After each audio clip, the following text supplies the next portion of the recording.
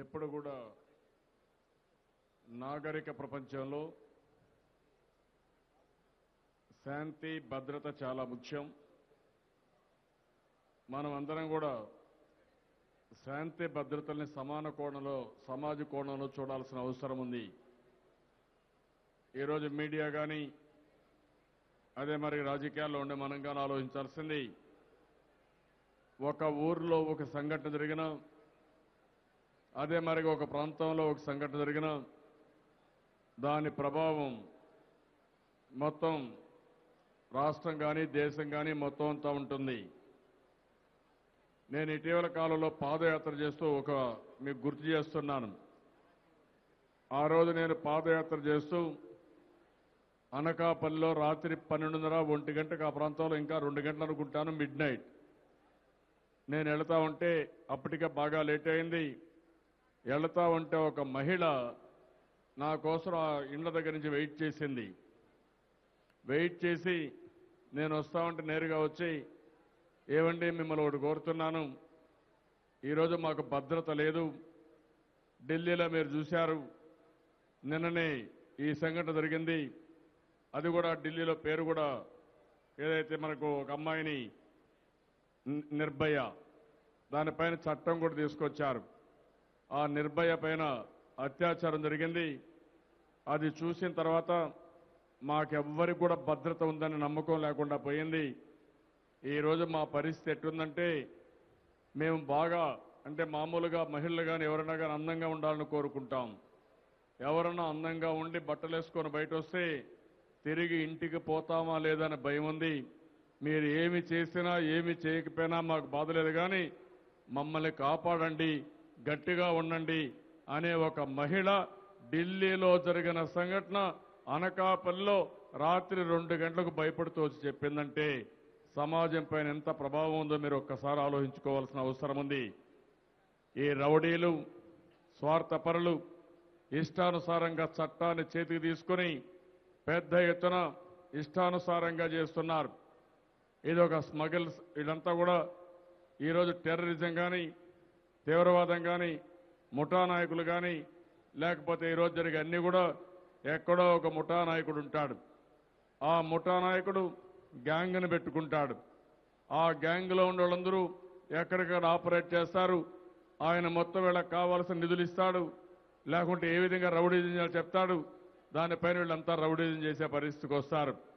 ఈరోజు మన రాష్ట్రంలో మీరు చూస్తే ఇదే ప్రాంతంలో వెంకటేశ్వర స్వామి సన్నిధి చుట్టుపక్కలంతా కూడా ఇక్కడ ఎర్ర చందనం ఉంది. ఈ ఎర్ర చందనం ఇక్కడి నుంచి స్మగ్లర్స్ ఎక్కడి దాకా ఎస్టాబ్లిష్ అయ్యారంటే విదేశాలకు, చైనా ఇంకా చాలా దేశాలకు విస్తరిల్లే పరిస్థితి వచ్చింది. ఎక్కడికక్కడ నేను ముఖ్యమంత్రిని రోజు చూశాను. నాకు వచ్చి మా ఊర్లో వాళ్ళు చెప్పారు, పక్క ఊళ్ళందరూ వచ్చి చెప్పారు. ఈరోజు చాలా బాధగా ఉంది. ఈ కొంతమంది నాయకులు పగటిపూట రాజకీయాలు చేస్తారు, రాత్రిపూట స్మగ్లింగ్ చేస్తున్నారని చెప్పి, అదే కాకుండా ఈ ఏరియాలో కొంతమంది పొలాల దగ్గర వచ్చి రాత్రుల్లో ఇవన్నీ దొంగ సొత్తంతా, శాండ్ల్వుడ్ అంతా దాచిపెట్టే పరిస్థితికి వచ్చారు. ఎవరన్నా అడిగితే వాళ్ళని కొట్టే పరిస్థితికి వచ్చింది. దీనిపైన సమస్య కూడా ఎక్కడ సమాచారం ఇవ్వడం లేదు. మీరు ఒక విషయం గుర్తుపెట్టుకోవాలి, దుర్మార్గుడు బలవంతమైనప్పుడు, ప్రభుత్వం వాళ్ళు ఏమీ చేయలేనప్పుడు, ఆ ప్రాంతంలో ప్రజానీకం వ్యతిరేకించలేనప్పుడు వారికి పూర్తిగా సరెండర్ అయిపోతారు. అలాంటివి కూడా జరుగుతూ ఉంటాయి. ప్రతి ఒక్కరికి ప్రాణం మీద భయం. మన దగ్గర ఏమీ లేదు, ఆ రౌడీ దగ్గర వెపన్స్ ఉన్నాయి, డబ్బులున్నాయి, పోలీసులు కూడా మేనేజ్ చేయగలుగుతారు. మనం కానీ తిరుగుబాటు చేసినా, సమాచారం బయటిచ్చినా మనకు ప్రాణహాని ఉంటుందని చెప్పే పరిస్థితులు కూడా ఉండరు. ఇలాంటివన్నీ జరుగుతూ ఉంటాయి. ఈరోజు మీరు చూడండి ఎంత దుర్మార్గం. మీరు ఒకసారి ఆలోచిస్తే, నేను ఆ రోజు ఇక్కడ అలిపిరి దగ్గర ఇక్కడిని నేను ప్రాణ భిక్ష కోసం ఆ రోజు ఎన్టీ రామారావు గారు ఏదైతే అన్నదానం ప్రవేశపెట్టారు, నేను ప్రాణదాన కార్యక్రమాన్ని ఇదే సిమ్స్ లో ప్రవేశపెట్టి ఇనాగరేట్ చేసి పోతా ఉంటే నా మీద తీవ్రవాదులు ఆ రోజు హత్యా ప్రయత్నం చేశారు. హత్యా ప్రయత్నం చేసిన తర్వాత ఇప్పుడే రామనారాయణ గారి జ్ఞాపకం వచ్చింది. ఆ రోజు ఒక ఎంక్వైరీ 1 మ్యాన్ కమిషన్ కింద ఎంక్వైరీ చేశాం. ఎంక్వైరీ చేసి అందులో తేలింది ఇదే గంగిరెడ్డి ఆ రోజు తీవ్రవాదులకి సెల్ ఫోన్లు ఇచ్చారు. అంటే ఎంత దుర్మార్గమో మీరు ఆలోచించండి. అక్కడి నుంచి మళ్ళీ ఆ కేసులన్నీ పోయినాయి. అదే స్మగ్లింగ్ చేశారు. ఇంకా చాలా డీటెయిల్స్ ఉన్నాగా నేను మాట్లాడదలుచుకోలేదు. ఆ కేసును కూడా నిర్వీర్యం చేసే పరిస్థితికి వచ్చారు. ఈరోజు రాష్ట్రంలో మీరు ఒకసారి చూస్తే అధికారం లేనప్పుడు ఇలాంటి తప్పుడు పనులు చేశారు. అధికారంలోకి వస్తానే పరిటాల రవీంద్రతో సహా 300 మంది కార్యకర్తల్ని పొట్టన పెట్టుకున్నది ఈ కాంగ్రెస్ ప్రభుత్వం అని చెప్పి కూడా నేను మీకు తెలియజేస్తున్నా. ఈరోజు మళ్ళా మనం చూస్తున్నాం వీళ్ళకి ప్రజల సహకారం లేదు. ఈరోజు మనందరం ఒకసారి ఆలోచిస్తే తునిలో ఏం జరిగింది, ఎందుకు జరిగిందని నేను అడుగుతున్నా. తునిలో మీరు చూస్తే ఒక పకడ్బందీగా కార్యక్రమాన్ని చేపట్టారు. కాపులకు రిజర్వేషన్లు కావాలి. అదే రాజశేఖర రెడ్డి ముఖ్యమంత్రిగా ఉన్నప్పుడు ఆ రోజు అసెంబ్లీలో తీర్మానం పెట్టి ఇది మన ఎలక్షన్ మేనిఫెస్టోలో పెట్టి ఏమాత్రం పట్టించుకోలేదు. అలాంటి వ్యక్తిని ఆ కొండ నాయకులు దేవుడితో పోల్చే పరిస్థితికి వచ్చారు. అదే మరిగా ఆ రోజు మీరు చూస్తే మనం చెప్పాం, ఎన్నోసార్లు చెప్పాం, ఈ సమస్య పరిష్కారం చేస్తామని చాలా స్పష్టంగా చెప్పాం. చెప్పిన ప్రతి ఒక్కటి తప్పకుండా నెరవేరుస్తామని కూడా చెప్పాం. కానీ ఆ రోజు నేను సరే మామూలుగా నిరసన చేస్తారు, బాధ లేదనుకున్నాం. కరెక్ట్గా 1 గంటకు జరిగిన సంఘటన చూస్తే మొత్తం రాష్ట్రం దిగ్భ్రాంతికి గురయ్యే పరిస్థితి వచ్చింది. ఏమి చేయాలనో తెలియని పరిస్థితి. పెద్ద ఎత్తున లూటీ చేశారు, ట్రైన్ ఆపేశారు, ట్రైన్ తగలబెట్టారు. ఆ కొండే పిల్లలు పెద్దలు అటు ఇటు పరిగెత్తి భయభ్రాంతులయ్యే పరిస్థితి వచ్చింది. ఆ ట్రైన్ కాల్చిన సంఘటన చూసిన తర్వాత రాష్ట్రం మొత్తం అభద్రతాభావం వచ్చింది. ఈ రాష్ట్రంలో ఏం జరుగుతుంది, రేపు మాకు రక్షణ ఏంటి అని భయపడిపోయే పరిస్థితికి వచ్చారంటే ఎంత బాధాకరమో మీరు ఆలోచించాలి.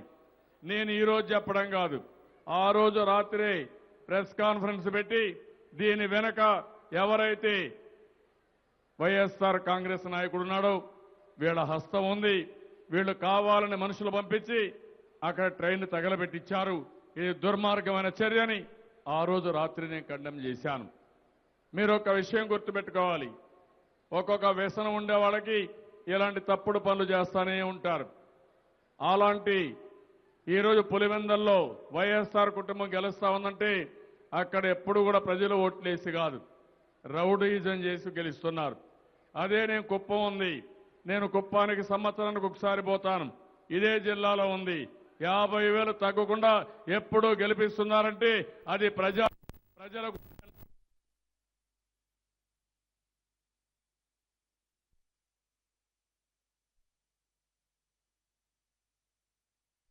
ఎవరైనా మాట్లాడితే వాళ్ళని చంపేయడం, లేకపోతే వాళ్ళని తుదమెట్టించడం, ఆస్తులకు నష్టం కలిగించడం, అక్కడ ఫ్రీ చేసుకుని వేరే నియోజకవర్గాలు కూడా పంపించి రౌడీజం చేసే పరిస్థితికి వస్తున్నారు. ఈరోజు ఇదే కాదు, కులాల మధ్య, మతాల మధ్య, ప్రాంతాల మధ్య చిచ్చు పెట్టాలని ప్రయత్నం చేస్తున్నారు. నేను ఒకటే మిమ్మల్ని అందరినీ కోరుతున్నా, ఈరోజు ఒక సమస్య కాకుండా సున్నితమైన సమస్యల్లో ప్రజలను రెచ్చగొట్టి ఆ సున్నితమైన సమస్యల్లో ప్రజలు ఏదైనా డెమాన్స్ట్రేషన్ చేస్తే, నిరసన తెలియజేస్తే ఆ ముసుగులో అరాచకాలు సృష్టించాలని ఆలోచిస్తున్నారు. మనం కూడా అప్రమత్తంగా ఉండాలి. ఏదో కులానికో ఒక మతానికో ఒక ప్రాంతానికి అన్యాయం జరిగిందని చెప్పడం, అసత్య ప్రచారం చేయడం, దానిపైన ఎక్కడికక్కడ ఇబ్బందులు క్రియేట్ చేసే పరిస్థితికి వస్తున్నారు. మీరు చూశారు, మనకు వారసత్వంగా రెడ్ శాండర్స్ స్మగ్లింగ్ వచ్చింది, కాల్మనీ వారసత్వంగా మనకు వచ్చింది, అగ్రిగోల్డ్ కానీ చిట్ ఫండ్స్ అన్ని మోసాలు చేసే పరిస్థితికి వచ్చారు. మొన్నే తుని సంఘటన జరిగింది. ఇంకా కొన్ని ప్రాంతాల్లో ఇష్టానుసారంగా వీళ్ళు బరిదిగించే పరిస్థితికి వస్తున్నారు.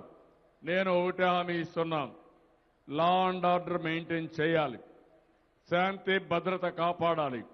ఎంత గొప్పవాళ్ళైనా సరే చట్టం ముందర ఒకటే తప్ప సంఘ విద్రోహ శక్తుల సహకారం తీసుకుని మీరు రాజకీయంగా ఇష్టానుసారంగా ప్రవర్తించాలంటే మాత్రం వదిలిపెట్టే సమస్య లేదని చెప్పి కూడా నేను మీకు తెలియజేస్తున్నా.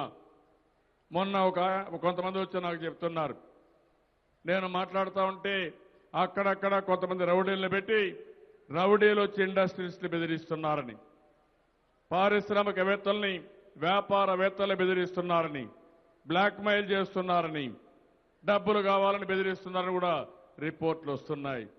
అవన్నీ నేను ఎప్పటికప్పుడు ఆలోచించడమే కాదు, చాలా పగడ్బందీగా యాక్ట్ చేస్తామని చెప్పి కూడా నేను మీకు తెలియజేసుకుంటున్నాను.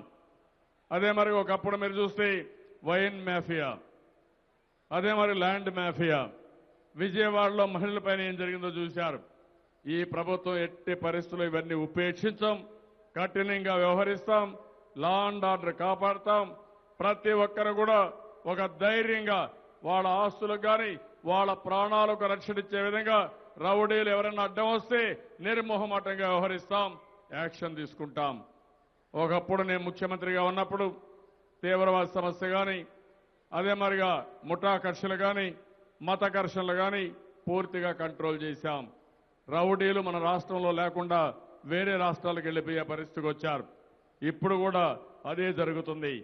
అదే మరి హోంగార్డ్స్ని, పోలీసుని తప్పకుండా స్వేచ్ఛనిస్తాం, వాళ్ళ మీద శ్రద్ధ పెడతాం, వాళ్ళ సంక్షేమానికి కూడా ఏం చేయాలి అన్ని విధాలు ఆలోచిస్తారని చెప్పి కూడా నేను మీకు తెలియజేసుకుంటూ, మరొకసారి మీరు కూడా ఎక్కువ దీనిపైన చర్చ చేయాల్సిన అవసరం ఉంది. ఒక్కొక్కసారి లా అండ్ ఆర్డర్ పైన చాలా తక్కువ మనం ఆలోచిస్తాం. నేను పోలీసుకు కూడా చెప్పాను, పీపుల్ పోలీసింగ్ తీసుకురావాలి. ప్రజలే ఈ ట్రాఫిక్ మేనేజ్ చేయాలి. ప్రజల్లో ఈ యొక్క శాంతి వల్ల, భద్రత వల్ల వచ్చే లాభాలు చెప్పాలి. ఎప్పటికప్పుడు మాట్లాడితే ఎవరైతే ఇలాంటి అరాచక శక్తులు ఉన్నారో వాళ్ళందరూ కూడా ఐసోలేట్ అవుతారు, వాళ్ళ బర్డన్ తగ్గుతుంది. ఆ విషయం కూడా మనం గుర్తుపెట్టుకోవాల్సిన అవసరం ఉంది. పోలీసుల్ని ఇంకా పెద్ద ఎత్తున ట్రైనింగ్ ఇప్పిస్తాం, ఆధునికమైనటువంటి ఆయుధాలు ఇప్పిస్తాం, టెక్నాలజీ ఉపయోగిస్తాం, ప్రజలతో సన్నిహిత సంబంధాలు పెట్టిస్తాం. ఏదైతే పీపుల్స్ పోలీసింగ్ ఉందో దానికి ప్రాధాన్యత ఇస్తాం. అన్ని విధాల ప్రజల్ని ఇందులో భాగస్వాములు చేసి ఒక శాంతియుత రాష్ట్రంగా, ఒక మంచి రాష్ట్రంగా ఆంధ్రప్రదేశ్ని తయారు చేయడానికి అన్ని విధాల ముందుకు పోతాం.